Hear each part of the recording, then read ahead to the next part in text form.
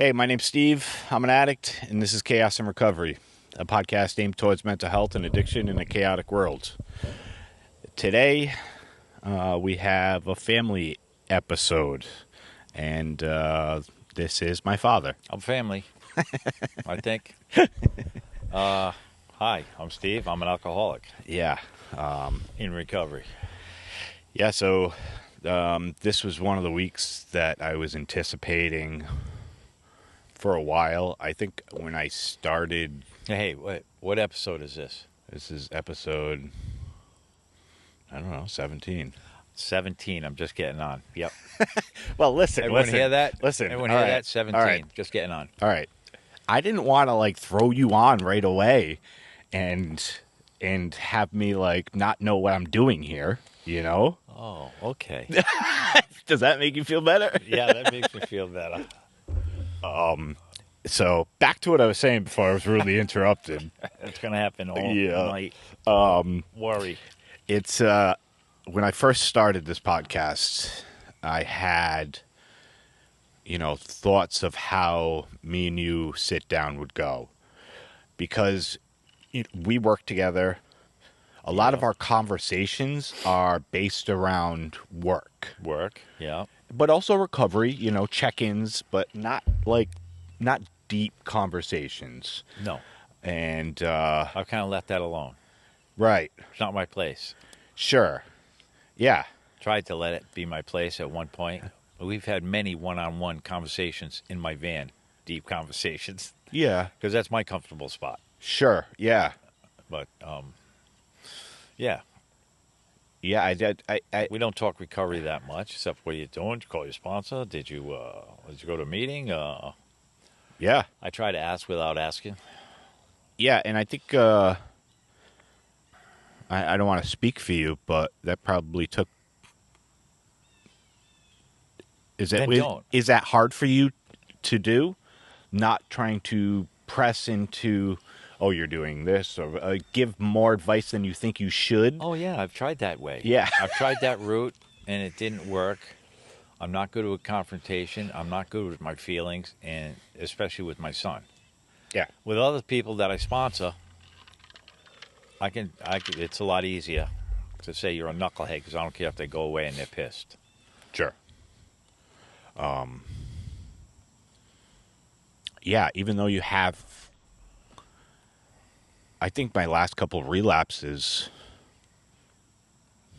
or the last couple of years, you definitely had to put your distance between me, my recovery, but also our relationship for your own well-being. Sanity, yeah, for the last 5 to 10 years. Okay. In, out, I'm vested.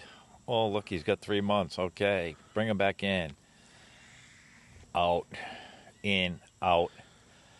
And my wife Ingrid had a epiphany about 2 years ago when I was trying to stay out of everything. I didn't want to hear what you were doing. I didn't want to know what you were doing because it gave me great anxiety and mental torture.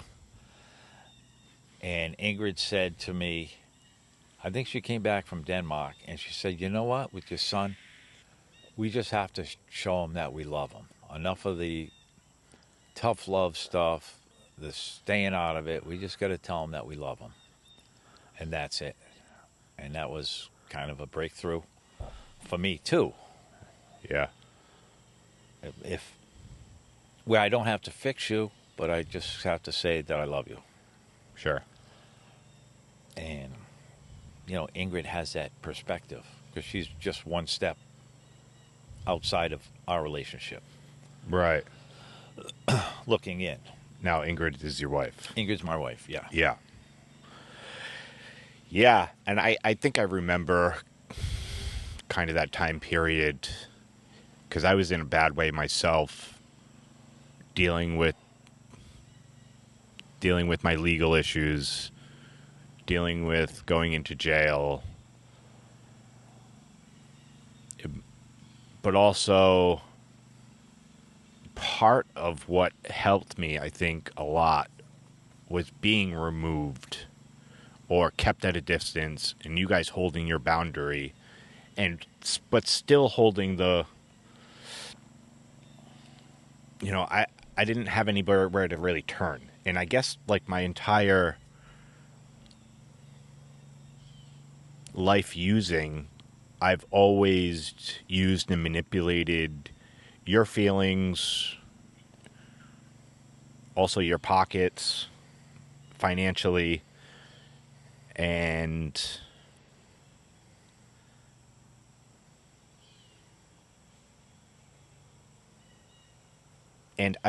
I guess sitting here with you talking about some of these things that we're going to be talking about, you know, I know I didn't think that I would be so vested in my recovery as I am now. Yeah, But you don't think that you would ever be here, or I don't think that I don't think I would be as much involved with my recovery as I am.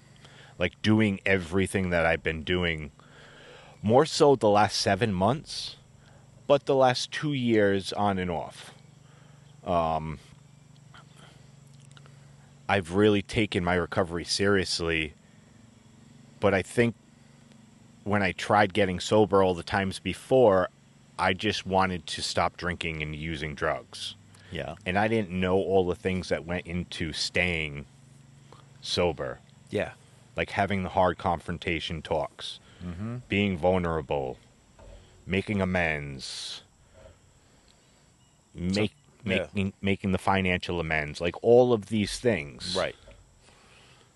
So you're doing like full measures now instead of half measures. Exactly. Half measures avail us nothing, and most people do half measures Yeah.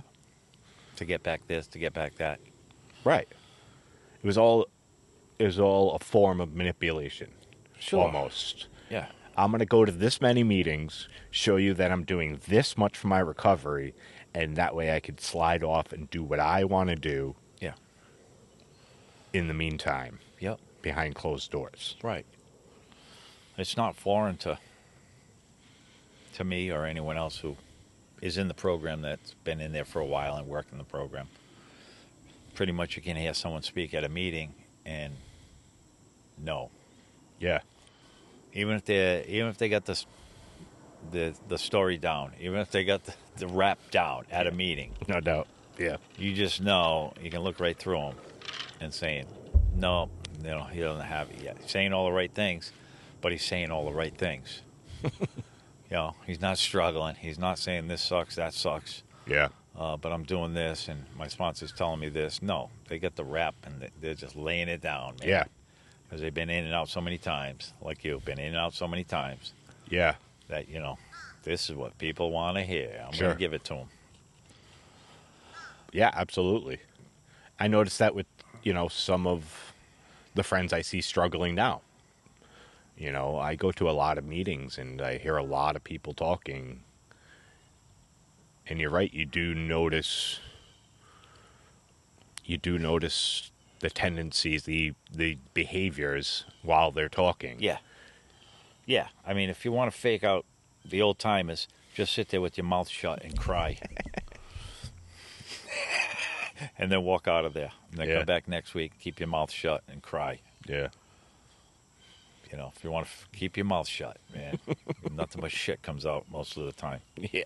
Nothing but spreading a mess. Yeah. Yeah, I this morning when I went to a 12-step meeting, it was about the 11th step, and I raised my hand and talked, and I said, the first meeting you brought me to for me, we left that meeting, you were like, all right, now the only thing you have to do in this program is change everything. Right. Right. And I was just like, oh, okay, yeah, great. Yeah. I can bullshit you that I'm changing everything. Yeah. I can do that. That's no problem. Yeah. But it's not like you have to change everything. All you have to do is listen to someone else, and they'll change everything for you. Right. At some point you're going to have to do put the effort in or do the action. Sure. But you don't have to change everything, because if you're not changing something, a good sponsor like you have will tell you. Yeah. You're full of shit. You're not doing this. You're not doing that. And then you go, okay, that's what you mean. That's what changing this is. That's what changing my friends. That's what changing my playpens is. That's what, honesty is. That's what all this stuff is. Yeah. And because newcomers, they can't do it. I had no idea. Yeah. I was scrambled. My brain was scrambled. Yeah. Everything that I thought was right was wrong. Whether it was raising you kids, my marriage, relationships, how I dealt with people at work, I thought that was all right. And I quickly learned it was all wrong, which was very eye-opening and alarming to know that everything I was doing in my young adult life was completely wrong. And where that came from, it came from a place where no one told me how to live my life. Right. My great parents, but they weren't psychologists. Yeah. They were pretty much hands off. Both my parents worked, 5 kids. They're very busy. Yeah. They couldn't, they were doing the best they can. Sure. We went to church every Sunday. They showed me how to be a gentleman. They showed me how to dress. They showed me how to have manners. But the psychological stuff, which they didn't even know was going on, Yeah. they were still working through their own shit at 50, 60 years old. Sure. It never stops. The mental shit and dealing with your own emotions, and am I doing the right thing, and do I got to quit this? Do I got to quit that? Do I got to do more here? Am I doing the right thing economically? Am I spending my money the right way? How am I going? It goes on and on and on. So for I can't blame any parent for not Right. not being able to teach their child a way of life beyond the superficial stuff that we all see and deal with. Right. But the mental shit, sit down when I'm 5 years old and have a conversation with me Yeah. about how I'm feeling and why I'm feeling it and what actions I have to take to get over that, stuff that happened in schools all the way up. Yeah. Half the stuff I never told my parents, what Sure. I mean? Some kid beat me up outside and whatever, I didn't tell my parents any of that, but I would have liked to know why was he picking on me? Yeah. Oh, because I came into school with nice clothes and he didn't have nice clothes. Right. So don't take it personal. Where you learning that? I'm not learning that anywhere. Yeah. We didn't share in our household, so it wasn't something where I came home and just blabbed my brains out about stuff. No, I went in, I got my catcher's mitt, and I went outside and disappeared until it was time to come in for dinner. Yeah. So I stayed active. That's how I dealt with stuff. Yeah. Active. Did you think you could ever go to your parents and talk to them about that stuff? Or you just didn't? I didn't know that I could. Right. I didn't know it was even a thing. Yeah, to yeah, go yeah. to my parents and say, I'm really confused. Yeah. It was like, just suck it up. You're really Yeah. confused? Get out of here. We're going to have dinner in an hour. Right. I didn't know it was possible to ask for help. Yeah. And it took me till I was 40 years old before I could ask for help on anything in my life. I never asked for help before 40 years old when I got in the program. Yeah. I thought everything that had to be done, I had to do it myself. Or it meant I was weak. Or didn't have the mental capacity or the physical capacity to do something. Yeah. I just didn't know what I didn't know at that time. And thank God it took me, an addiction to get into some place a program where I knew Yeah. that there was help out there. Yeah. Or else I'd still be struggling. On the outside, you might say, "Oh, he pays all his bills. Look, he's doing well. He's got this. He's got that." But inside, I'm all screwed up, and I'm still making the same mistakes, making the mistakes with my wife, making mistakes with my kids, making mistakes with my grandkids. Just perpetuating the same thing that my parents perpetuated. Sure. So as a kid, I had no clue you were an alcoholic. I think you guys did a good job of hiding that from us, or, you also weren't a daily drinker. No, by that time I wasn't a daily drinker. Yeah. I did it a lot at work. It might have been at sporting events. Yep. When I went to play hockey, went to play baseball, Yeah. went to see a ball game, went to an adults party at night. But I never drank at home. It that's not the way I drank. I didn't want to drink at home, have 3 or 4 beers or 6 beers Right. a night. Right. Yeah. I wanted to get drunk fast, hard, pass out, fall down on the ground. That's how I wanted to drink. Yeah. And it didn't seem very romantic in my house to drink that way. Sure. And to have 4 or 5 beers while I'm watching a ball game or something, they had no interest. I had no interest in that. It didn't cut it. It didn't cut it. I'm just having, what am I going to have beers for? You know, it's not that great a taste. Yeah. You acquire a taste for certain beers and go, I like this one over that one, but Yeah. Right. no. You know, it's like, oh, let me go home and snort 1 line of cocaine. And then I'll just put it down. Yeah. That doesn't sound very fun. Yeah. Right. It's not going to work. Why would I do that? Yeah. It's stupid. Yeah. So that's I was a binge drinker. I would wait and wait and wait. Work hard, pay all my bills. I go, all right. My wife's taking the kids to a party, and it's a pool party, and they're gonna be there till late. Yeah. I'm going to work, but at lunchtime I'm gonna get ripped. Yep. You know, hopefully I can come home and be passed out in bed Before they get home. before they get home. But Yeah, it never right. worked, because once you start drinking and partying, it's like, 8 o'clock is going by. 4 hours later, you go, oh shit, Yep. I'm really fucked now. Maybe I won't come home tonight. Maybe I'll wait till 2. Maybe I'll try to sober up. Maybe I'll get more Coke, and I can act straighter when I come home. Sure. Maybe I'll stop drinking now. Madness. The madness of the addiction and the using is just like, Yeah. it's insanity. I didn't see it as insanity. I just thought of, the Life. people I hung around, that's what they did. Yeah. Right. Everyone has the same story the next day. Yeah. Yeah. I got screwed. I can't go out next week. She got me this. I did that. Oh, Lord, Jesus. It's like, yeah, that's good. Yeah. Right. You're awesome. You're more screwed than me. That's awesome. Yeah.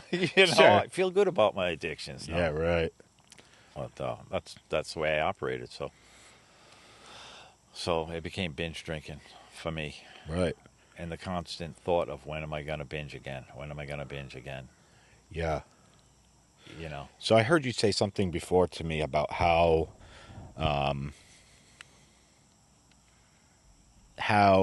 you tried organizing your drinks or your drunks. You were only, or I don't know if this was a agreement between you and mom or what it was, but like you were only allowed to drink when you're going out on vacations or... No, we didn't have any arrangements like that. No. After a while, it was like, don't drink Yep. anywhere. But as soon as we went out and I started drinking, it was like, all right. Yeah. It wasn't all right with her because it was going to end bad. But I mean, it was like, it's like, I want to have a good time. Am I going to start a fight here and drive home? Yeah, right. You know what I mean? It's like when your kids are acting bad outside at the market or shopping. It's like, am I just going to leave and take them home and say, okay, you're going home now then. Shopping's done. No. Right. You're going to let them misbehave so you can get your shopping done. And then you're going to go home and yell at them. Yeah, right. And bitch at them. Yeah. But you're not going to take the next step and say, no, we're going to go home. I'm going to suffer because of this. I got, Sure. This was my shopping time. We're going to go home. Yeah. And my wife wasn't going to go, okay, you had a drink. Well, we're going home. Take me home. Yeah. No. Yeah. Everyone wants to live their life. I mean, that's a hard line, Sure. doing that. Sure. She probably didn't want to make it seem like things were wrong too. Make a scene. Yeah, Yeah, she didn't the want to show image thing. everyone that, I got a drunk for a husband. Right. It's like, oh, yeah, that's how he gets. So, Yeah. yeah. And I'm just speaking for her. And me, I Right. probably said, I got a trap there. I can start drinking it. She's not going to do anything now. Right. I'm going to hear about it tomorrow or the next day, but I'll deal with that. I'll deal with that. I'll Yeah. deal with that after, Sure. you know? Yeah. Yeah. So when did it start becoming destructive in your life? Well, when I was 16, Yeah. yeah, drinking almost every night. Yeah. We'd find someone who had a car, and we'd pick up an 8-pack, a 6-pack. School nights, didn't matter. We would drink and get head buzz, and but from there, of course, my thinking is already starting to change. Not doing well in school, or I'm definitely not doing any homework. Yeah. Getting by the skin of my teeth. So I'm letting that go. By 18, I was a blackout drinker because I would drink to the point. If I drank from 7 o'clock at night to 11, probably by 9 I was starting to gray out where I wouldn't remember anything from the next day. Mm. But I'd drink to 10 or 11 or 12 or 1. But I wouldn't remember anything from a certain time. Sure. Yep. So that's a big sign right there Yeah. that I suck at this. Yeah. I had the same experience. And my brain is shutting down. Somehow it's telling me we're misfiring. Yeah. We're all done. Yep. But it didn't stop me. Right. It wasn't something I was scared of. Yeah. It was just something like, well, that's how my body works. Right. I mean, my addiction is going to tell me whatever I want to hear. Yeah. Sure. And he's like, oh, that's all right. You know what I mean? Yeah. Maybe start slower. Maybe drink beers till 10. But it didn't matter. Once the first drink was in, it was anything I could find. It was shots and whatever was going to get me there quicker. Yeah. Blackouts were like a validation thing. It was like always exciting to hear what I did the next morning. Oh yeah, sure. You were this crazy, and it turned into an identity almost for myself. Yeah, sure. I am the party person. Right. People love when I'm around, and because I cause havoc and mayhem, and friggin', it's interesting, it's funny, and Right. I didn't think anything of it, No. and I always blacked out until I found cocaine. Yeah. And then it was a whole different type of mayhem. Mayhem. Yeah. Yeah. Right. So, did you know, before you were introduced to the 12-step programs, did you know that there was like a solution or a way out No. of using? Nope. Yeah. Before a 12-step program,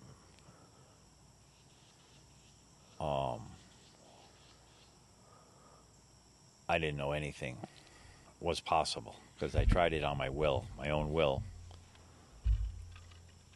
and that only worked for a certain time. But in the back of my mind, I was just like, all right, when's the next drunk going to be here? I'm doing this. Sure. I'm doing this. I'm really trying to do it, but I can't kick it.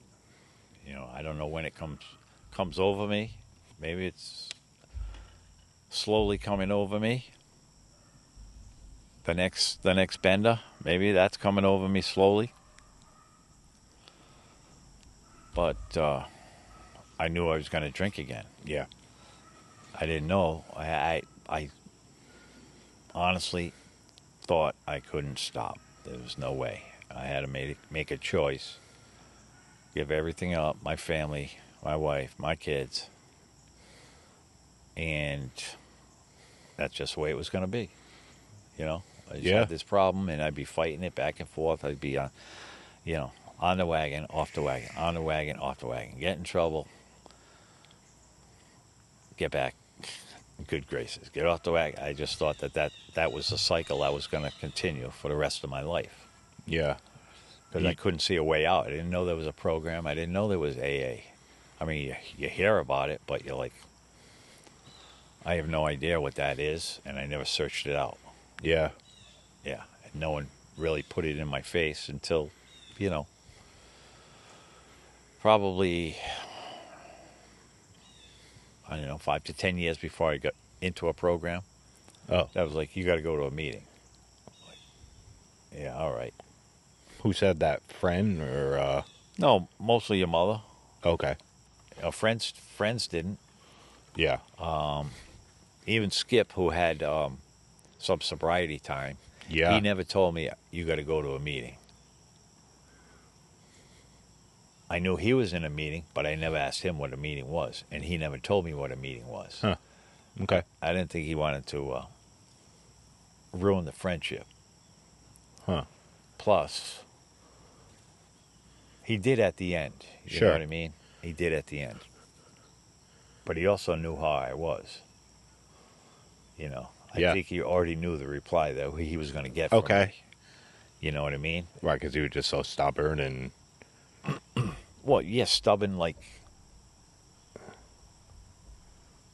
almost you take, like you said, a badge of honor or a pride. Like, that's who I am. I work Right. hard and I play hard. yeah.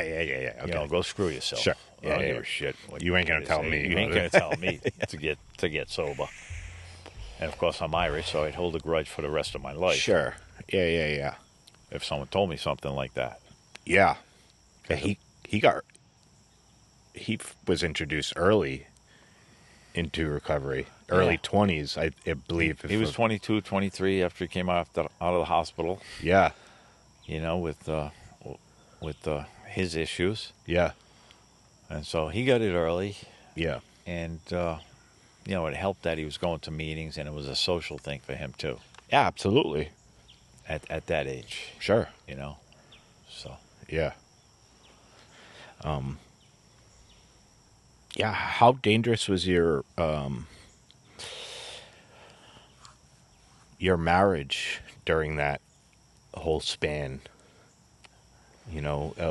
Was it in jeopardy a lot of being of divorce and separation? yeah, your mother would take you guys to her mother's house. Yeah. She would take you away. I'm leaving, I'm taking the kids. Yeah.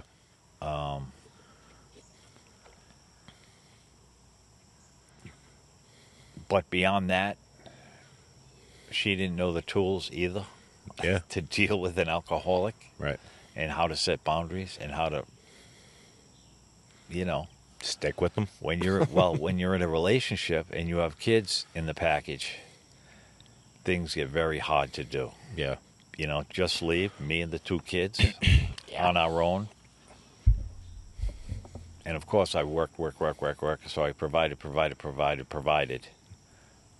And so it's hard to break away from that. Sure. The financial aspect. As a single mother, it's like, what am I going to do? Right. As they say, I took a hostage. Sure. Yeah. It's basically a hostage, family members that you are using leverage that you shouldn't be using in Right. a relationship. Right. And that's like the worst kind of abuse and leverage. More than physical abuse, it's mental abuse. Yeah. Yeah, I guess when I mentioned it before, as far as me not noticing, I was also young too, but I didn't notice any of the turmoil in our family. I guess Mom was very good at having this image for us. Yep. And I guess I was only watching that image. Yeah. Of our family's close knit. Dad works all the time, provides for us for everything. Come home, it's playtime, and Mom's always around doing all the stuff as a wife at home. And I was totally oblivious. Jess mentioned it a couple episodes ago that she remembers a few things, but I don't remember anything like that. I remember you guys would have like amazing parties over at Jimmy Lovegreen's friend, and then it was funny because you guys would have your party at one side of the street, and then all the kids would be at the other house across the street. Yeah. And it was great. We had our own little parties, and Yeah. Well, that was great. There wouldn't be any mayhem then. You know what I mean? because everybody was mayhem. Yeah, because everyone was doing the same thing. So Sure. And still, I was a binge drinker. So it wasn't like every night I was coming home and passing out Right. and yelling and screaming in the house because I was drunk and that type of thing. So Yeah. it was a binge thing. And I also worked so much that I could keep it together enough. It never affected my work. And I was always doing things for family members, and I was always doing free paint jobs for this one, that one, helping everyone out. Sure. Yeah. And so I looked like a model person. Yeah. But inside, I had this addiction which I couldn't kick, and it affected my spiritual side. It affected my emotional side. It affected anything involving a deep relationship. There's always that thing right there. Yeah. But so many people can keep it together, or just do enough to Sure. to get by. Yeah. Yeah. During your active use, did you think you were a good father? Yeah, Yeah. yeah, I did. With how much I worked, Yep. if I wasn't working, I was with the family, Right. except for what I thought was my time, which was my binge time. Sure. And rationalizing that, I would say, I deserve this. Yeah. I deserve this, whatever. Yeah. It's time to let loose. This time to let loose. Yeah. The justifying. Yeah, I worked 27, 30 days in a row without a day off, meaning 7 days a week, 40 hours, and another 20 or 30 hours on top of that at night and Sure. weekends. I was wiped out and crushed, but I didn't know that I shouldn't have been working all those hours. Yeah. But we kind of needed the money, but we could have done without some things. Right. And I could have done without some things Mm. by working less. But I didn't know those skills of taking time off and spending it just with the family. But we did a lot of family stuff together on vacation, the weekend, like I said. Oh, yeah. We did everything. We were at every family party. We never missed a family Yeah. party. We were both there all the time. And, Yeah. Absolutely. so you do a lot of those things right, and you think you're doing things right. Yeah. But Yeah. Tough to see through it all when, all these things look great on the outside. yeah, I'm presenting well. Finances are great. right. Yeah. I think I'm a good husband and a good father. And I'm good at my work, and everything looks rosy from the outside. Yeah. Were you happy during those times? Yeah, Yeah. I was happy. There was always tension between your mother and I, though. Sure. There was always That must have been tough. something. Yeah, it was tough raising a family because I'm working all the time and she's with you guys all the time. And then when I get home wiped out, it's like, you put the kids to bed, reading the story, because I've had it with these kids. Yeah. She's wiped out, I'm wiped out. Yeah, makes sense. And and so that bond gets broken down quick Sure. when you're always in tension like that Right. in a relationship. Yeah. And if I didn't work so hard and play so hard, it would have been easier, Right. Yeah. I think. Yeah. I don't know Did you guys try any couples counseling to fix some of your stuff, or? if she wanted us to go to counseling, and we went to counseling, and it basically became a bashing of my drinking, Sure. Yeah. which I only saw us. It was a big part of how I operated and stuff, but it had nothing to do with how we were getting along on other things, on the money, on the raising of the kids, Mm. all those differences that we had. Yeah. But it was a big part of something we should have worked on, but that shouldn't have been it. It shouldn't have been fix me and everything's going to be great. Sure. No, we got to fix the relationship. We got to fix you, fix me. Yeah. You know, part of fixing your mom should have been throw his ass out. Yeah, right. You know, that should have been part of her counseling. Right. You know what I mean? Yeah. Do stuff for yourself. Yep. Yeah, I guess it, because I've seen in my own relationships how tough it can be for the other side dealing with an addict alcoholic, being able to displace all their sadness, anger, and frustration on the addict alcoholic, because it is a glaring thing. Yeah. It is something that can be pinpointed, brought to attention, Yeah. and then also justified by the outside world, being like, "Oh, he's an alcoholic. Oh man, don't Drink we and always get drunk. we know that story. All right, he definitely is the problem." He's the problem. Yeah. Which is valid to an extent. Yeah. But it becomes a hindrance 100%. in the relationship. It's like we can't get by this unless you stop using. Yeah, not only in the relationship, I think, but also for them. Oh, yeah. Their own personal growth is stunted by always worrying about what he's doing, what or she, whatever the addict and alcoholic is doing. Yeah. Because all the attention is now not around their own personal mental health, their own spiritual health. Right. It's all only about what is he doing, what are they doing, how are they fucking up my life right now? Yeah. And I have sympathy for that Oh, yeah. ideology Yeah. because I think a lot of people can go into counseling and point that finger, and they get co-signed real quick by a psychologist and being like, "Oh yeah, you're right," you know. Right. And once they get that validation that, yeah, they're the problem and not you. Yeah. Not saying that they're the problem, but like, you have to worry about yourself. Like you were saying, they have to figure out how to put up those healthy boundaries. Yeah. Kick his ass out. Yeah. Or stand your ground. Do something healthy for yourself. Right. You know, get some help for yourself and not for them. Right. Yeah. In a relationship, I think there's a lot of things, you know.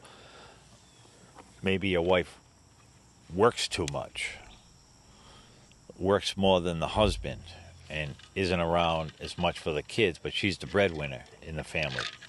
So now for that guy, it's all about her working too much. Sure, that's a glaring point in the relationship, Yeah. but he's got to figure out a way to overcome what he's going through and put the boundaries on her. Say, look, you know, we got to work out a schedule here. You can't work this much. And Right. I know you're the breadwinner, etc. And so that becomes the problem, and then everything breaks down from there, and they keep looking at that as the main problem. Yeah. Sure. But a lot of times, you know, you're stuck economically, you have to work, but it's also a kind of disease that we have, overworking. I don't want to be home with the kids. I don't want to, you know, a guy who works too much, he doesn't want to go home with the kids. He's gonna take any job he can on and work on the side and do all this stuff. Yeah. You know what I mean? So that's part of a relationship thing too. Yeah. So the addiction in a family relationship is definitely something that sticks out. Yeah. It's easy to pinpoint. It's tangible. Yeah. But off of that, everything else happens. Yeah. And a lot of times when a guy gets sober or a girl gets sober, all the other shit's still there. And we still don't know how to work on them. And so the relationship just breaks down again because now we don't have that in the relationship. Mm. And so now, Yeah. you know, Yeah. the partner doesn't know how to live without having that to target everything on. That turmoil. Yeah. That turmoil. You know, say if the gal's working too much and she cuts down to just 5 days a week and she's not going to stay around or anything. You know, now she's home more. The guy can't get to do what he wants to do. And so now they got to work out a whole new relationship. program, Yeah. and no one's there to teach them how to do it. That's why a lot of relationships don't follow through. Trying to, when the addict or alcoholic gets sober, Yeah. you know. Well, you can't fuck up the other person's life like this because this is how they've been working. Like this is my leverage. This is the only leverage I got in this relationship now. Right. As soon as you give that up, you're going to want the checkbook back. Yep. You're going to ask me where I'm going. You're going to ask me what I spent my money on. Yeah. And, Yep. and that's Why are you going to so many meetings? why. And then on the other side, why you're going to so many meetings. Yeah. And it just throws your partner's life into turmoil again. It's like, all right, I got to switch gears here. I still don't know how to live. I don't know how to have a relationship because I never had to work on it beyond fixing my partner. Right. And if he gets fixed, now I'm screwed. Yeah. So that's when you need couples counseling. Yeah, sure. Well, that's when you need your partner to go to a meeting Yeah. so that someone can tell them how to deal with the relationship. Yeah. It's kind of unfair that one person gets well and the other person doesn't have a program. Yes. Yeah. And I think that's a tough thing for family members who deal with addicts and alcoholics when they get sober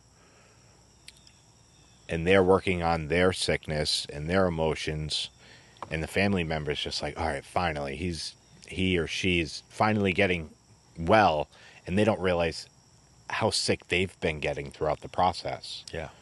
And they think, as long as they're getting well, I'm going to be fine. Right. But all those resentments that you had towards them, all the behaviors, that anger, it all comes back up again. And if you don't have a program yourself, Yeah. or an outlet, Or you even know, just like the addict doesn't know that there's a way out. right? The other person in the relationship is like, I don't know how to get out of this. Yeah, I didn't know that I can go to meetings and go to counseling and talk to my own person and fix my shit. sure. And don't tell me that I'm screwed up. Right. Just like you can't tell an addict you're screwed up. Yeah, right. You can't get into a relationship and say, you know what? You're fucked up. Yeah. You need help. You got to go to a meeting. They're like, oh, no, it ain't my problem. I've made that mistake a couple times. I am pretty sane. You're the one who was Yeah. fucked up. You're at meetings, right? Yeah, you're fucked up. It's not me. Sure. Yeah. You can't tell someone what they don't know. Just like you can't tell an addict, you're fucked up, go to a meeting. Sure. There's a lot of problems here. You got to go to a meeting. Yeah. You're fucked up. Yep. They're not going to listen. Just like your spouse isn't going to listen. I'm not the one who's fucked up here. Don't point the finger at me now. Yeah. Just because you're getting, it's like a reformed smoker. Don't be pointing your finger at me now. Just because you're reformed. Yeah. I don't have a problem here. Right. That's why it's so tricky in relationships with one person is, gets well. Yeah. It's unfair for that person who didn't have an addiction problem. Sure. They might have all the other problems that everyone else in the world has, but they don't have that glaring addiction problem. Yeah. So when you tell the other person, oh, you got to work on yourself, what do you mean? Yeah, right. What's wrong with my relationship? Right. I don't do anything wrong. Yeah. I'm pretty much perfect except for you. If I could just cut you off, Yeah. I would be perfect. Yeah, it's tough. Tough to get to a place of empathy for yourself there. Yeah. Your ego tells them, there's nothing wrong but the big glaring hippopotamus in the middle of the room. Yeah. Yeah. And it's validating for them because everybody else is telling them the same fucking thing. Yep. Or, friends that are co-signing your bullshit. Yeah. Oh, yeah, he's the problem. Oh, yeah, you got to get rid of him. Or you got to get rid of her. And Yeah. yeah, it's tough. It's the same thing with the drug. All the guys at work are going, oh, she's a bitch. Sure. She won't let you come out and get drunk I know. tonight? Yeah. Oh, she's a bitch. She's screwed up. Oh, he's screwed up. How can you let him do that? Yeah. Yeah, it works both ways. It works both ways. Absolutely. Yep. Absolutely. And yeah. So I want to hear the beginning of you starting to get sober in being in recovery and who your sponsor was, because it's an interesting story. It's not the norm as far as, well, if you want to just go Okay. ahead and Yeah. talk about it, that'd be great, you know? Okay. All right. So my last drunk was a lunchtime drunk. And so I came home drunk. And here it was again. Your mother was going to take, she's had it. That's it. Yeah. Well, I was going to play hockey that night. So, easy. Let me run out the door. And I didn't even drink that much. Might have had one beer after hockey. Because I was already drunk and down and, Yeah. and up again. So it was 2 or 3 days after that last drunk.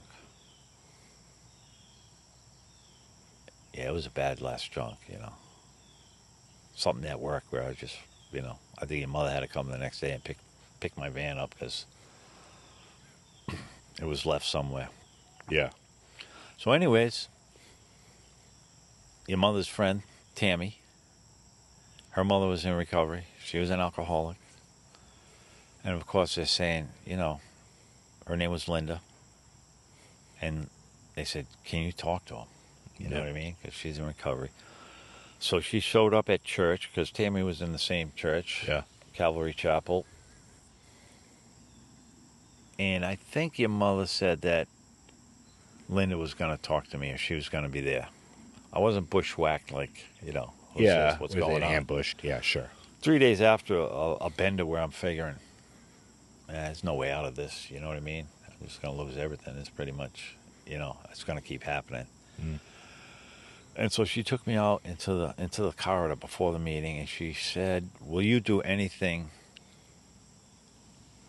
will you go to any lengths to be sober, to stay sober? Yeah. And because I was 3 days after, and the guilt, shame, and remorse were like right there,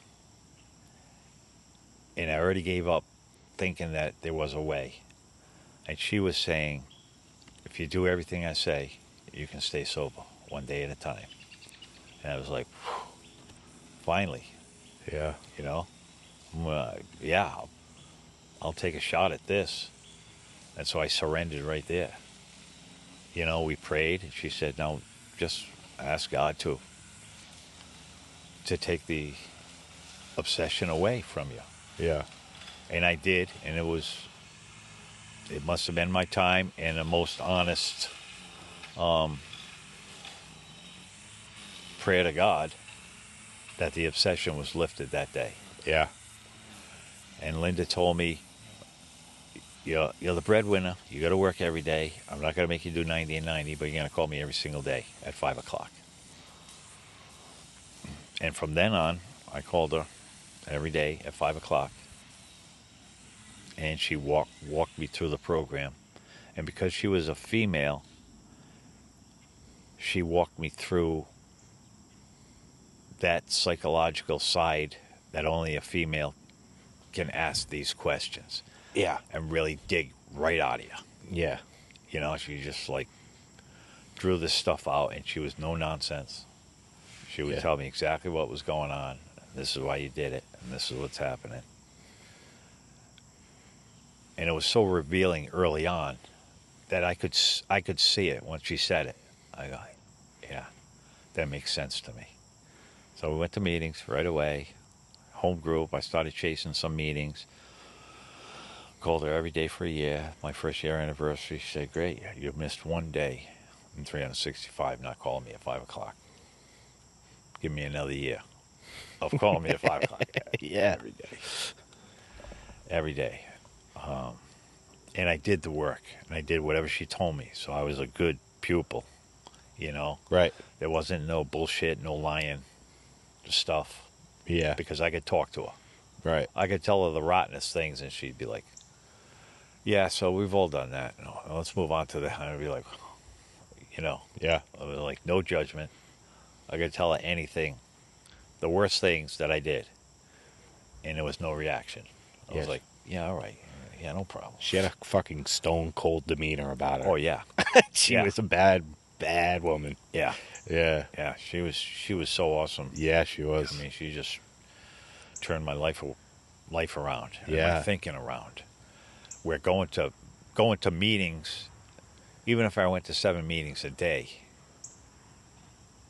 I wouldn't have got turned around as quick as she did. Right. Oh yeah, because oh yeah, Yeah. she knew what I was going to say before I said it, and so she already had to reply. Sure. You know, Yeah. you're full of shit. This is what you really was thinking. Blah blah blah. Yeah.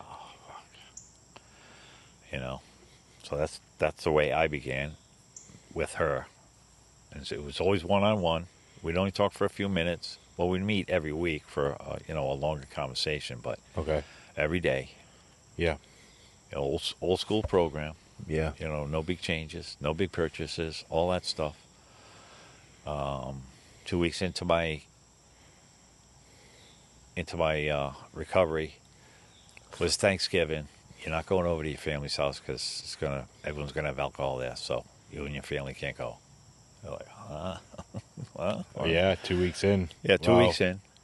Yeah, How did you feel about that? I was like, I wasn't mad. Yeah. I'm like, it makes sense. Right. You know what I mean? Yeah, if you're open to it. Yeah, I was open to it. Right. And so I said, okay, well, that's what I'm going to do then. So I Yeah. told my mother, I can't come because it's going to be booze here. And my mother, of course, said, well, there won't be any booze here. Yeah. We're not going to drink. Yep. I was like, okay, feeling a little guilty that people can't drink. Yeah, sure. Of course, a few of the brother-in-laws might have been downstairs drinking, Yeah. which was fine. Yeah, You know right. what I mean? I'd rather them do that than, stuff like that. So she said it was okay after that. Yeah. Yes. I said, okay, as long as there's no alcohol there. Yeah. Which also alerted my whole family to, hey, your brother's in recovery. This is serious. This is Yeah. serious shit. Right. He can't even be around alcohol. Yeah. Which, What a weight lifted off your shoulders. yeah. With people not in recovery, they don't know that you can't even be around alcohol. Yeah.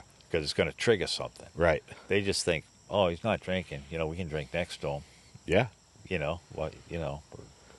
How does that correlate one thing to the other? Sure. Why do I have to stop because Why do he's I gotta around? stop? Yeah. 'Cause he's drunk. I'm not going to drink in front of him. And you get that. You go through that guilty recovery, like people got to change their way because you're fucked up. Right. But that's just us thinking. Like, I mean, we had such a close family that nobody gave a shit about that, probably. No, they were like, Thank God. about time. Yeah. You know what Yeah. I mean? Yep. We're tired of his antics. You know what I mean? Yeah. They're funny once in a while, but Yeah. a lot of times they're embarrassing for everyone in the family. Sure. So that's how my recovery started. Yeah. And I would basically say Linda was my recovery program, as Yep. well as as many meetings, and she'd be like, you're going to share tonight, early on. All right? You're going to share. Yeah. Every night she'd ask me, did you get on your knees? Okay. Like, one day after another. I'm like, the first thing I've ever done continually. Yeah. One day after another. Yeah, that structure. That structure. I mean, you try to work out that last 2 weeks. You know what I mean? But this was a year of like a boot camp, I guess. You know what I mean? It was just like the program is being laid out, and you got to follow it every step of the way. No deviations. Sure. I will not accept any deviations from this. You can't start running your own program. Mm-hmm. Excuse me. This is the way it's laid out. Nothing else. Yeah. You want to do it some other way? See you later. Right. Not going to do it any other way. Sure. And if you're not going to do it 100%, I'm not wasting my time. Yeah. Go ahead. Go back to drinking. See how that suits you. Yeah. So how was it for you? Because I know a lot of the people that you worked with drank a lot, used a lot. How was that going back to work? Did you tell them right off the bat? Or was it something you just avoided for a little while? I didn't avoid and I didn't tell them. Okay. You just didn't go out with them? In the beginning, I would hang out with them. Okay. not go to bars with them. That took a long time. But say, in the van, they're smoking pot. Yeah. Like the first couple months, I would take a hit Okay. just to be like Yeah. still part of them. Right. Still part of it. Sure. And then Linda said, "What? You're smoking pot? You can't smoke pot. Nothing. None of it." Yeah. You know what I mean? I'm like, oh. I was in the program for 2 or 3 months, and I didn't know that. Sure. There was Yeah. no substitute, you know? Yeah. Even though I wasn't smoking it, I had quit pot before that, you know what I mean? Except to take one hit with someone at work. Yeah. You know what I mean? I'm like, yeah, I'm not really into the pot anymore. It wasn't working for me, so I didn't do it. Yeah. But this was kind of just to be part of the gang still, Yeah. you know? Yeah. But most of my friends Makes knew sense. if they said, you know, have a drink. I don't know. You know, everyone talks. And so they knew I was in recovery before I told them that I was in recovery. Sure. And so they wouldn't ask. Yeah. Plus, Mom was friends with all their wives and stuff, so I'm sure. Yeah. Sure, sure she made sure Word got around, yeah. Sure, word got around. Keep Jimmy away from him. Yeah. He's not drinking, Yeah. Right. you know? And everyone respected that. Sure. Absolutely. Yeah. Yeah. I mean, all your friends are like really, like much a part of my life too. You know, from a very young child, Yeah. and they were all great. Yeah. You know, That's why I hung around with them. All right, they're all drunken drug addicts. but they were all great people. But they're all great people. Yeah. Like most addicts. And, Sure. you know, they think too much and feel too much. And that's why they're using. Because, Yeah. you know, because all that shit bothers the hell out of them. Right. You know, all the other shit in life bothers the hell out of them. Yeah. And so, you know, our coping mechanism Yeah. They got no other is outlet. drug and alcohols. Yeah. Sure. Yeah. They're not going to start going to, you know, meetings and stuff and psychiatrists. And, Yeah. you know what I mean? It's just, Old school way of thinking. it was still old school when I was, you know, that was still old school during my transition. Yeah. You know, there was still a lot of old school shit going on. Yeah. You know, where people thought you were, you know, AA was a bad thing. Yeah. You're a quitter. You're a quitter. Yep. That's right. You're a quitter, and you don't need that. Why do you Right. need that? You pussy. You pussy. Just have one. Right. Yeah, and I think through the times it's gotten a lot more mainstream, or less demonized, if you will. Well, yeah, through the whole epidemic of you know, the oxys and everything. Yeah. Good people, good friends are dying. Yeah. So recovery is now serious. If you can get off the shit, Yeah. or if you can stop drinking, it's life or death, because so many families were affected by that. Yeah. That people said, "Good for you. Right. You're not drinking anymore. Good for you." Except for the drunks, they'd be like, "I ain't hanging out with him anymore." Yeah. I think before the age of 20, I probably went to like 10 funerals from overdoses of, you know, good friends that I Hung around with. hung around with. Yeah. So my old school crowd was like, all right, he died. He was drunk and he crashed his car and killed himself. Yeah. That's right. how the early death would be. Sure. Yeah. Yeah. And Yeah. there wasn't as many of those around, so it wasn't like, you know, so many people were affected by it. Yeah.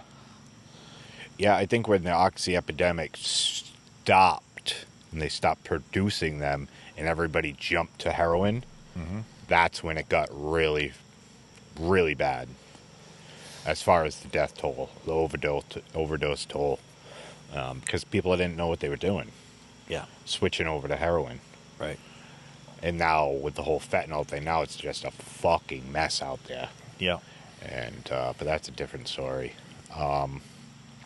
Yeah, so it's very interesting to me, the aspect of having a female sponsor, because we've had many conversations about this. And everyone told me, you can't have a female sponsor.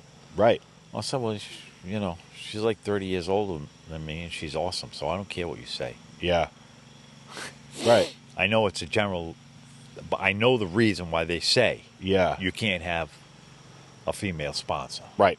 because of the bond you make, and it might turn into a physical thing. Sexual thing, sure. Yeah. So I understand that, but I'm like, yeah, no, that's not. Yeah, she was like 75 at the time. Yeah, that's not what this is about. Right. You know what I mean? And I don't think I wouldn't even break that bond. Yeah. Because I was fighting for my life. I didn't Sure. want to fuck that up. Yeah. I didn't want to fuck that up in any way. So I'm like, Yeah. Yeah, so when you bring up like her line of questioning, which this is very interesting for me because I have a sponsor who is gay, and so he has kind of this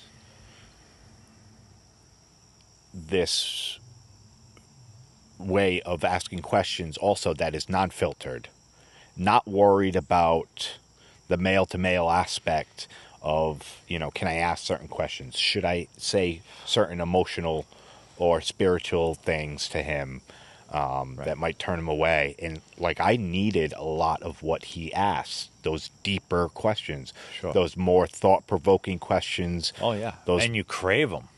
yeah, yeah, You crave them. It's like, thank God, just someone's going to pry it out of me. yeah, okay, That's the way I felt. sure, It was like, wow, that's a harsh question. Thank God. yeah, I can't wait to talk about it. yeah, You know? yeah, yeah, yeah, But the questioning, a lot of it was not so much the program, but a lot of the program, but also relationships with women yes, and how women think. I would get that perspective. sure, Whereas a guy, I wouldn't even think about these questions because I've I've always blocked that sort of emotional stuff out of my guy-on-guy relationships yeah, because guys don't talk about that. yes, And so it would never come up. right, And I would never ask a guy these emotional questions except for now.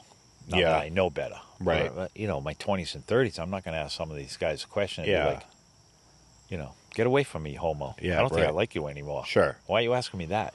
That's none of your goddamn business type of thing. Yeah.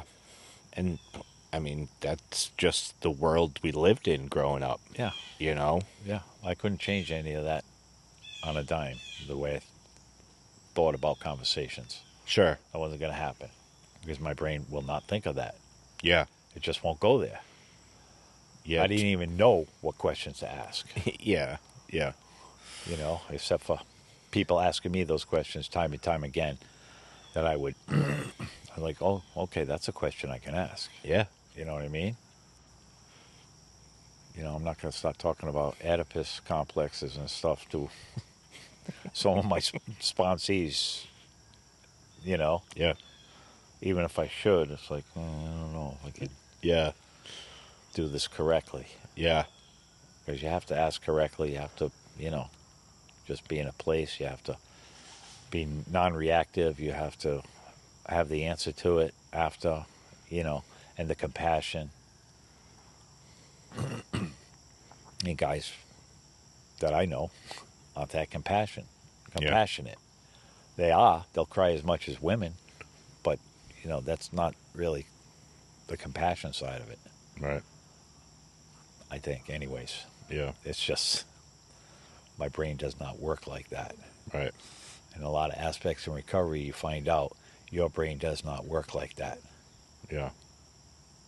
And you can't make it work like that because someone says, make it work like that. Sure. It has to be practiced over years and years and years. And, Yeah. you have to have growth after growth after growth Yeah. to build that up. Yeah. It just doesn't work like that. Right. Yeah. It sounds like a cop-out. Sorry, my brain doesn't work like that. I'm a male. I'm not going to do it. Yeah. It's the programming thing. And you've been sort of programmed from outside perceptions and also influences that, males are supposed to be strong. And if we talk about emotions, then you're weak. Yeah. And bringing up certain topics is thought of as, feminine or whatever. Yeah. And, that controls the fear aspect of how to have a verbal dialogue with somebody Correct. or Correct. have an open dialogue, a vulnerable dialogue. Yeah. I never, coming into recovery, I didn't know I had to be actually vulnerable to be able to be truthful. Yeah. So I omitted everything I could and just showed you what I needed to show you. Sure. And such a hard practice to reprogram myself into being convinced that it's okay to be vulnerable. Yeah. Just opening up. I didn't even know what opening up was, because every time I opened up, there was a safeguard. Yeah. You're going to get this much of it, or I should be giving you this much, all of it. Sure. You're going to get this much. I'm going to answer your question. It's going to be truthful. But it's not the whole shit, because Right. it won't come out. Sure. It's just not there. I'm scared. I got to have a little, whatever.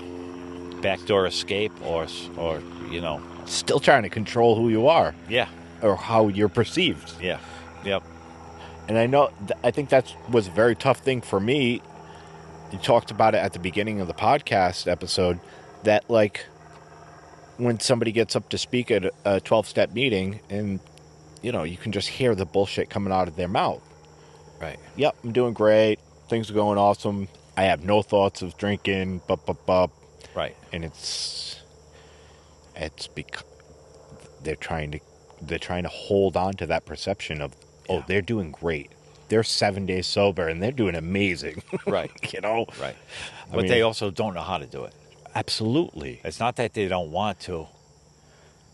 They're just telling you what they think people want to hear. Of course. I'm doing this, I'm going to meetings, and maybe, without doing a fourth and fifth step, it was the first time any person has really, ripped some of the layers of the onion off and said, oh, this is what diving deep into it. Yeah. This is what exposing myself feels like. But to do it in a meeting, Scary. it's scary because you don't even know how to do it. Yeah. Because those emotions are always pushed down. It's like, I can't do it. Yeah. Because somehow it keeps getting pushed down. Right. And I'm going to sound like just a blubbering retard, Yeah. which is always great to see in a meeting. Yeah. A blubbering retard, it's Yeah, like, yeah. oh, boy, I feel really good. Yeah. That's the program working. Yeah. And I think I feel like females have a better time at that at the beginning. Just, hysterically crying every share or something, Yeah.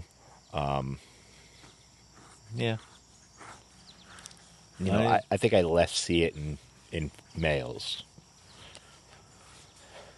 Yeah. Yeah, probably, because it's, it's very early on. It's very hard to do. Yeah. But every time I open my mouth in the early years, I just cried. Yeah. And it was just that release of self and surrendering. It was just like, you know what I mean? Opening my mouth and just, all this shit is just coming out. Right. And I can't control it. Yeah. And I'm not making any sense. Yeah. It's just like, yeah, I don't know where that came from with me, but it was just always, if not crying, my voice would crackle and I couldn't speak. Yeah. It's just so emotional, and it's something I wanted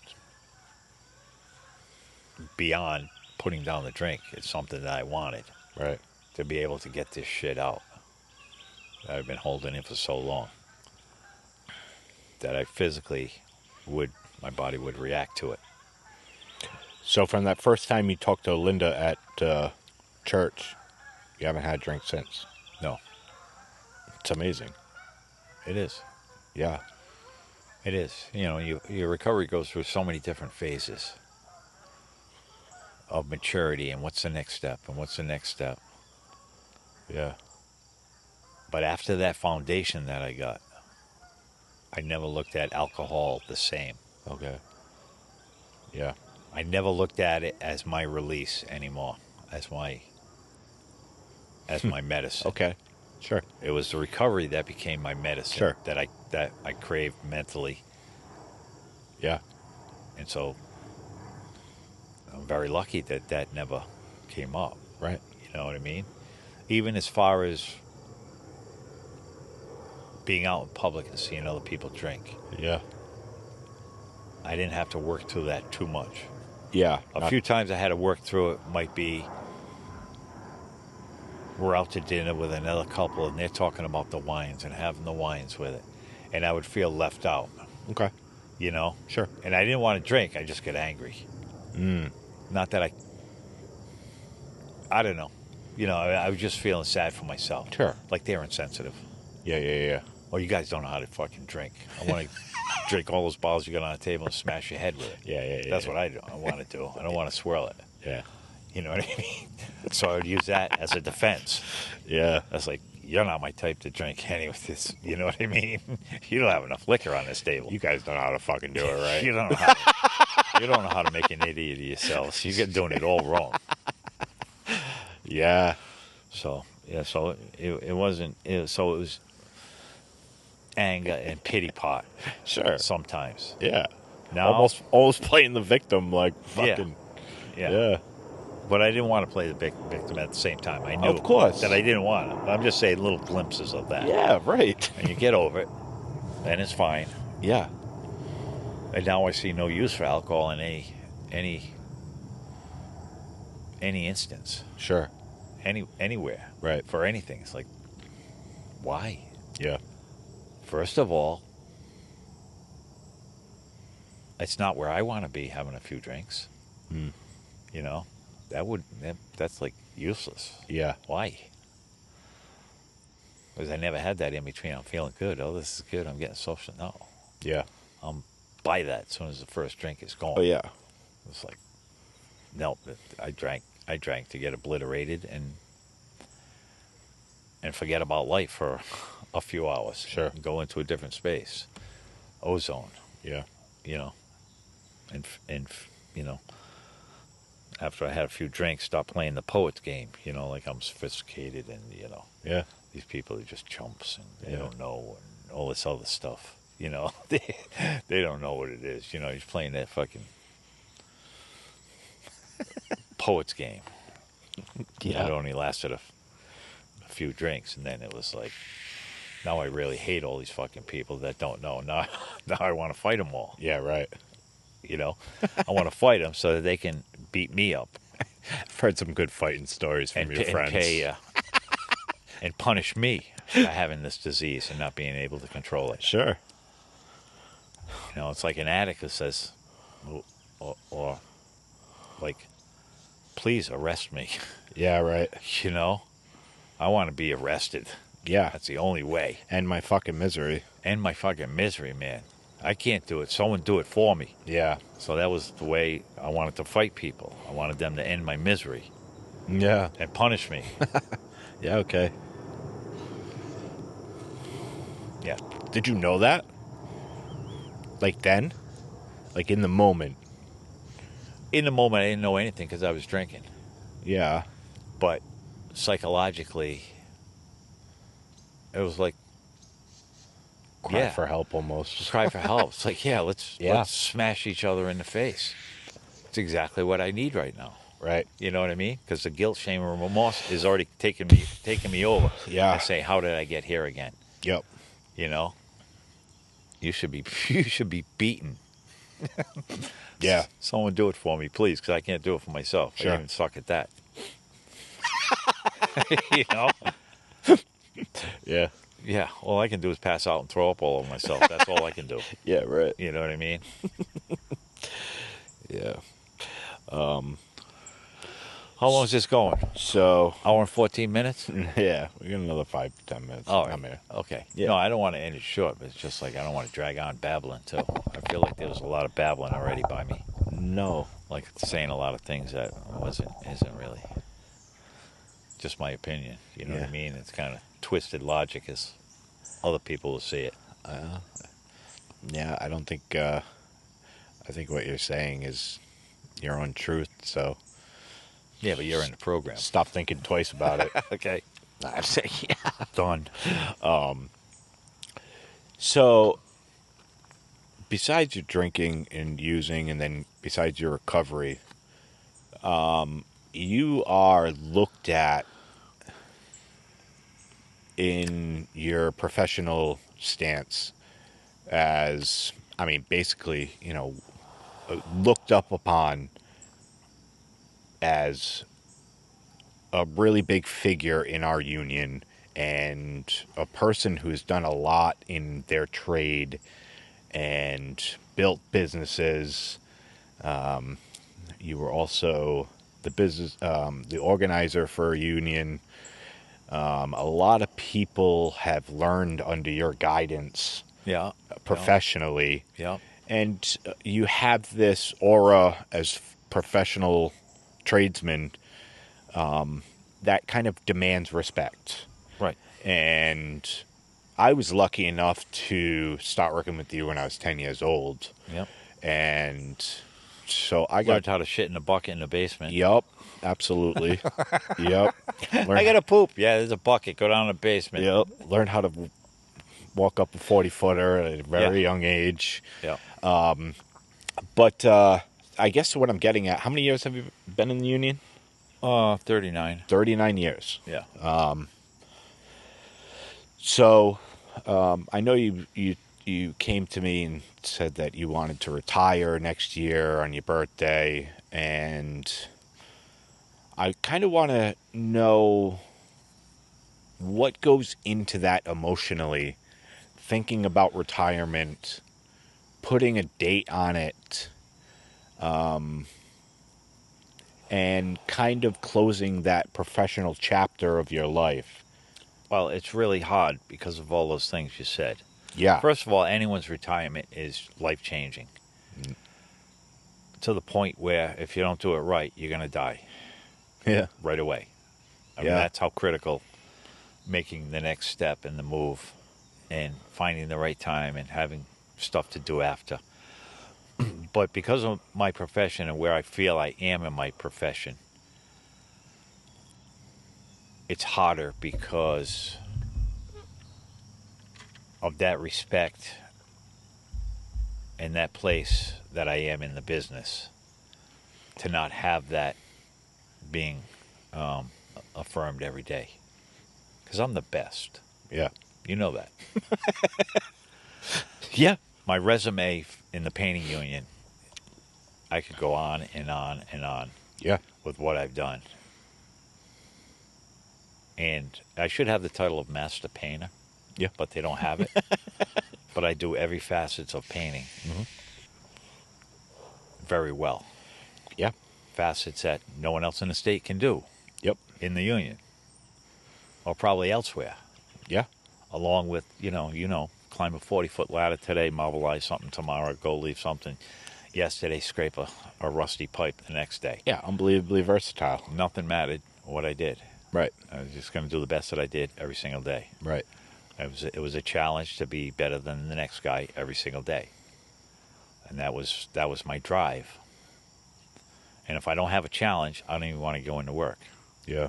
Some of the jobs, it's like, oh, I don't even want to go. I can't. Give me something hard Right. and a deadline and this and that, and I'll do it. Yeah. Well, if we're just mushing about here, I don't even want to come in. It's not worth it. Yep. So that part of my life and career is so hard to drop Yeah. overnight.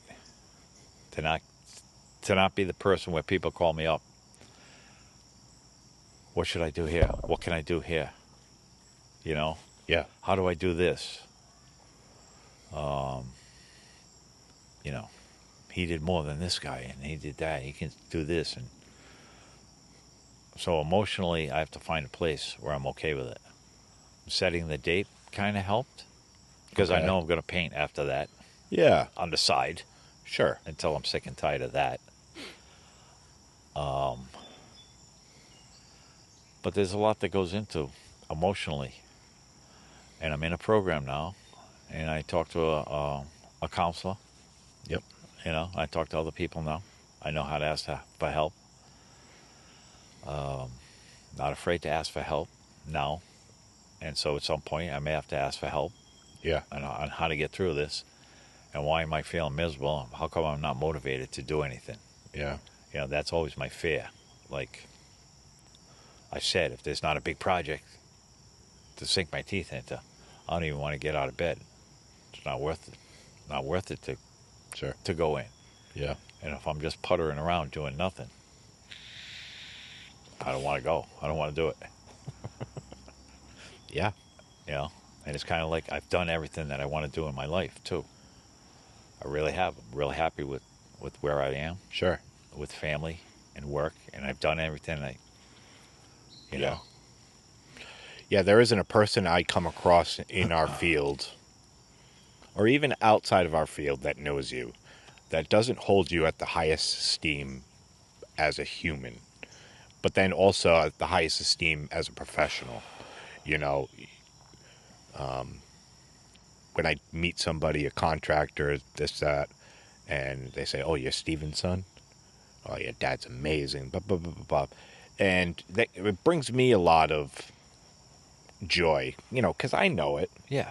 I've been around you for your whole life, Yeah. and I know the things you do and how good you are at them. Right. And I guess, And also, this is the first time I ever said that I'm the best. yeah, Except to me. maybe the guys on the crew, like every day. But you know, I don't do anything for recognition. Yeah, and I don't think, and that goes with your aura too. You know, you don't need to present as this big wig guy. Right. You let everything that you do Speak for itself. speak for itself. Yeah. And that is such a thing I've idolized about you. Your presence is all that's needed in, you know, the perception of success, as Yeah. far as I'm concerned, you know. And I guess I'm a little biased because I've had the firsthand experience of working side by side with you for decades. Right. And, Well, well, I'm always going to do the toughest job on the job. absolutely. First thing. If, I'm going if to I take don't the beat you toughest to it, job if you don't beat me to it. I'm going up that highest ladder you are. Absolutely. before anyone else. Yep. Bet your ass. First of all, I can't watch them struggle to get up Yeah. that 40-foot ladder because it'll drive me crazy.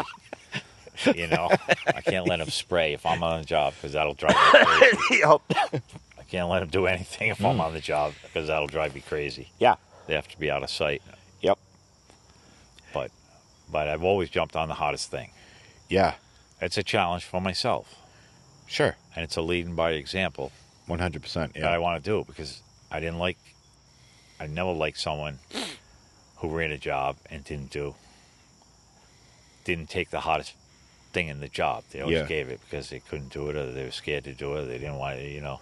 Right. And I really resented working with anyone like that. Yeah. You know, so I said, I'm never going to be like that. And Yep. I'm also resent anyone who doesn't teach someone else what Yeah. they know. Because Sure. that happened to me early on. Yeah. People said, no, I'm not going to teach you how to wood grain. Yeah, right. I'm like, you're fucking 65 years old. You're going to retire next year. You don't want to teach me anything? Well, fuck you. I'm going to do it on my own. Yeah. But from that point on, it's like anyone who wants any knowledge is going to get it from me. Yeah. Why wouldn't I not? I'm not scared of anyone taking my place. Yeah. Maybe that's why, because you're not going to take my place. Yeah, sure. Okay. I don't care what you do. Yeah. You're not going to take my place doing this. Yeah, right. If you get better than me, well, that's great. Yeah. But I'm not scared of that because you're 1 in 5,000. Yeah. And it's going to be better at me than something. So I'm not worried about that. I'll teach you whatever you want. Yeah. You ain't going to get there because I Right. work 40 hours a week for my whole life, 39 years. Plus, you can add another 20 hours, 30 hours a week for 40 years. Yeah. So, you know, if you can work 70,000 hours for the next 40 years, Yeah. I might let you carry my putty knife tomorrow onto the job. But before that, you ain't getting no respect. That's beautiful. Yeah, and I guess I've definitely fallen suit in a lot of those ways as far as Has it been a struggle for you, knowing that your father's the best? I don't think it's a struggle for me. It's got to be places in your mind where you go, that frickin' prick. Oh no, it's just made my drive to be a better professional Yeah. 10 times more than it would have been Yeah. if I just picked up a trade. Yeah. You know, I had, you were that standard. Right. I had to come to that standard, Come to that standard. very fucking quick. Yeah. And you know, and I would run when others would walk. Right. You know, because Yeah. and I still have to do that, especially when you're on the job. Yeah. Like that's it. Like I am 4 men wrapped in one. Right. When you're on the fucking job. Yeah. And I think that's a lot of, you know, you bring that aura onto the job. Everybody else does the same thing. Yeah. They're running when fucking a minute before you walked into the job, they were walking. Right. You know, and that's helped me professionally, but also, you know, my personality as far as you give me a fucking task. Yeah. You're going to do it. There is not a task that I cannot do. Yeah, I will say, in many aspects of painting, you're faster than me. Which is the only one I know that is. Yeah. But you're also sloppier than me. Yeah. Did you hear that? Yeah. Oh, that's cool.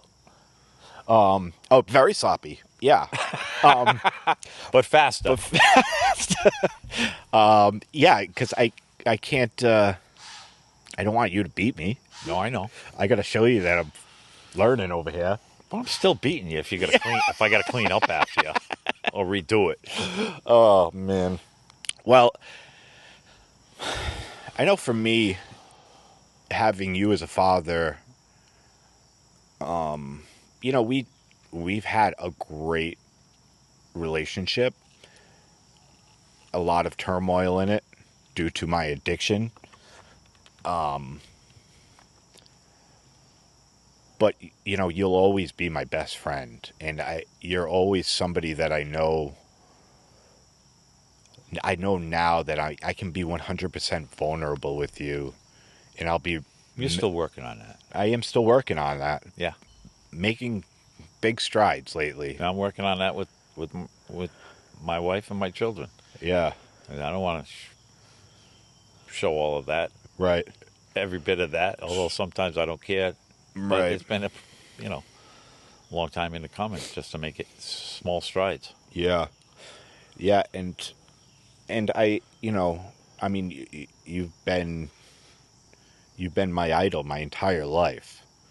And, you know, I appreciate everything that you've ever done for me, and being the father you have been for me, you know, not in the just in the professional stance, but also in day-to-day aspects. Like, I couldn't ask for a better father, I don't think, you know, and... Well, thank you.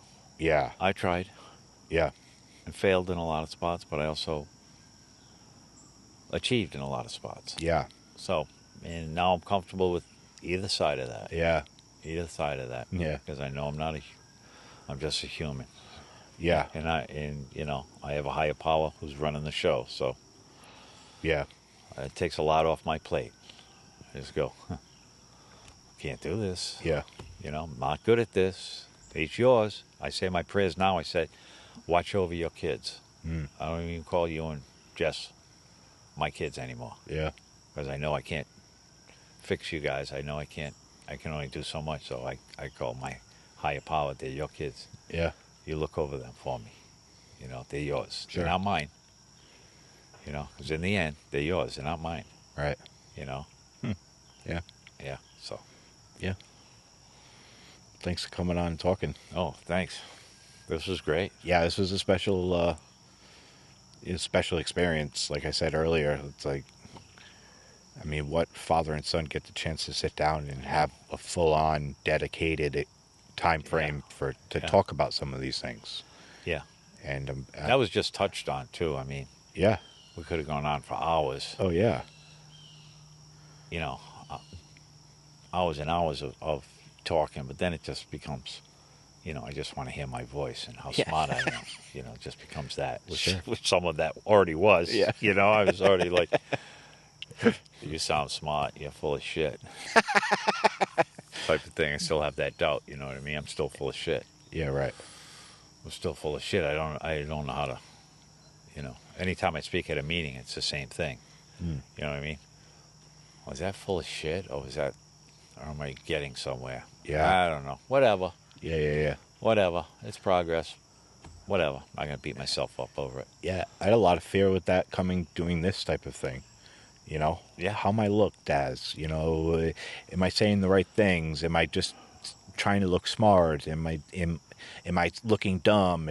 All these fears wrapped into one, Yeah. just fear-based bullshit Yeah. Yeah. that I still hold on to. Sure. To get to the place that we want to get to, it's almost non-achievable. You know what I mean? You get some college professors who are,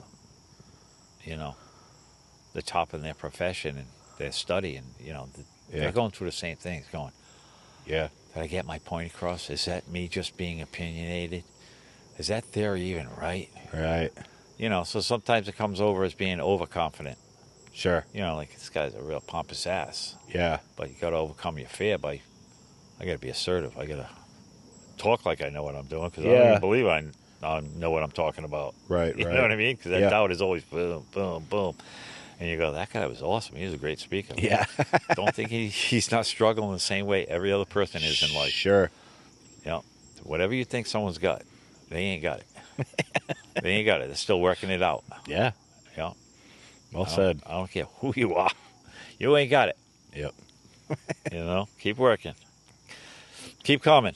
Keep coming is right. Keep coming. All right. Thanks, All man. right. I love Thanks. you. Love you too.